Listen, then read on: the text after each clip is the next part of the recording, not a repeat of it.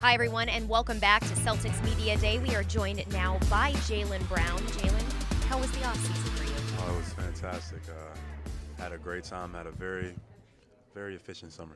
I know last season we spoke about just kind of the discipline that you did during last offseason for yourself, kind of fasting and everything. Was that part of it this offseason as well? Absolutely. I think I took it to other levels in the sense of just what made sense for me. And I'm excited about this year. I think we had a great unit, great team, great coach, great front office. I think we're if we do things right, we can make something special happen.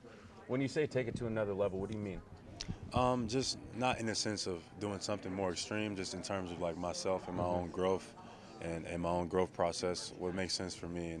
And it could be anything, like whatever makes sense for you could make sense for you. It doesn't have to be big or small, but in terms of just understanding, in terms of growth and things like that, I made some jumps.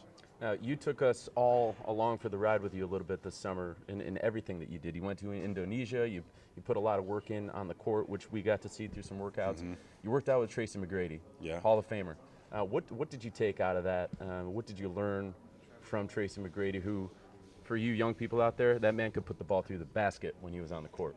Absolutely. And Tracy McGrady is my all-time favorite, who I would model myself after in the driveway when I was 13, 14 years old. So being able to connect with him and him give me advice was like an unbelievable moment for me, in terms of him just instilling some of the stuff and some of the keys that he's learned throughout his experience. He's a Hall of Famer.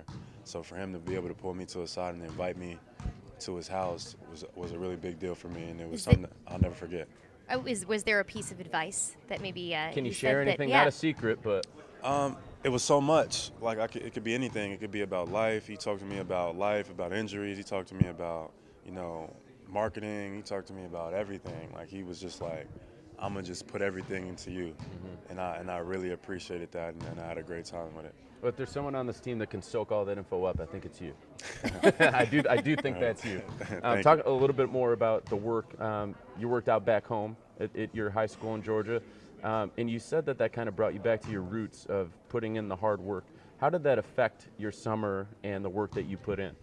For me, I love going back to my roots. I love going back to Georgia. I love going back to the Atlanta area, Marietta, same place that the energy that I needed to make it out. It's not the easiest place to make it out of, So it's extremely motivating. It's extremely inspiring. So when in terms of getting ready for this next upcoming season, I wanted that same type of energy. A lot of times I feel like guys go to certain places and they get kind of complacent or they feel established. I wanted the same energy that kind of got me inspired and got me motivated. I wanted to be just as motivated this year. So I always like going back to my roots. That's awesome. As you look ahead, Jaylen, towards this season, you said when we were able to catch up with you at Summer League, and you said that you wanted LeBron to stay in the East. You wanted to be the team that would go through him. What are your thoughts now in just how the East looks and LeBron going to the Lakers and joining the West? It's tough. People make comments about the East and the West. I think the East is just as good as the West. I think the West maybe has more individual all-stars maybe, but I think the East has just as many good teams. So it's not going to be easy on either side, to make it to the finals or to make it to wherever you want to make it to.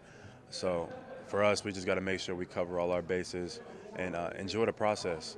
Like we all want to be at the mountaintop, but the climbing the mountain is where you have the most growth and when you learn the most.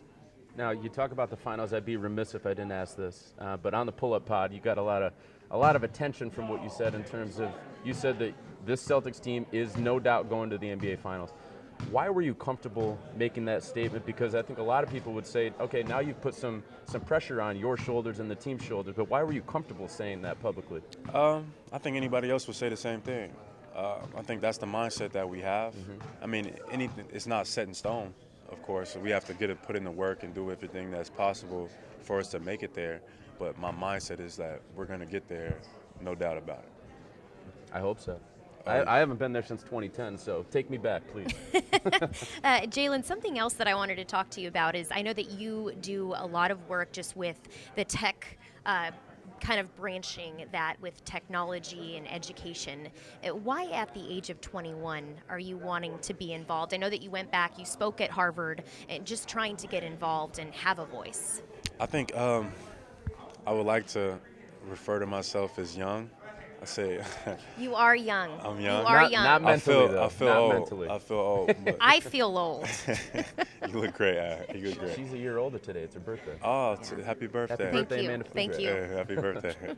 I would just say youth, I think, is like the biggest leverage, like as of now. Like the youth, everybody wants to be a part of like what they think the future is. So me being a young person, I just take advantage of that in terms of like just expressing my thoughts and my ideas from my generation and combining it and being mature enough to be in the space of people a lot older than me. And I think that's what people celebrate, and that's why people reach out to me, because I feel like I can handle that exchange.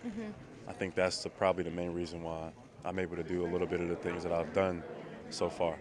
And you did the event at All-Star Weekend again. How much does that help with the development of what you're saying, that you're capable of doing those things? I mean, doing that for multiple years now. Yeah, I mean, it's all about building a Rolodex. So I have like resources and stuff, and I've combined resources and added, put people together and things like that. It's just been a good exchange of information just in general. And that's what I kind of feed off of. I like learning new things. I like experiencing new things I don't know, that I'm uncomfortable with. I like it. Like, I embrace that. You know what I mean? I embrace the uncomfortableness of not knowing things and not being good at something, because eventually, give me a few weeks or a few days, I'm gonna pick it up pretty quick. I know someone you could learn a little something from, and that's new Hall of Famer Jason Kidd. I mean, how cool was that to see a fellow alum from Cal getting into the Hall of Fame this summer? And mentor, man. Jason Kidd was a part of my process coming out from the draft, man. He was like a sense of eyes and ears for me. He shot me straight in terms of just like understanding like what position you're in and what you're trying to do. Like, Jason Kidd was one person that I could lean on, not even just during that process, during the school year and things like that. He would just shoot me little things to help me stay focused. So seeing him is a major congratulations to him, and I'm super happy for him, and I'm sure the rest of the Bears in California are happy as well. So you've got a bunch of Hall of Famers in your Rolodex. We've talked about two of I them don't here. like to so brag, but A maybe. few. That's I'll a nice say, Rolodex at 21. Tracy, Jason Kidd, yes, it's a few. That's great. Jaylen, you talk about wanting to connect with people. We're actually letting the fans connect with you through this. They're Okay. using the hashtag Celtics Media Day, and we have bleedgreen_17 that wants to know, last year your shot improved dramatically. What have you focused on specifically this offseason? That's a good question, Brian. That's a great question for me. Free throws is one. Ball handling and playmaking ability, being able to make plays for others, is some of the things that I've really focused on this year, and I'm thinking you're going to see it improving. Free throws is the really interesting thing to me, because you shot 40% from three last season, but you did have some struggles at the line. Why do you think that existed in your game last season? Because it hasn't always been a problem for you. Right. I think it's just mental. I Yeah. think when you just get up there, the easiest shot in the world, you make hard, and that's just a story of my life. Like, stuff that's hard I make look easy, and stuff that's easy I make it harder than what it needs to be.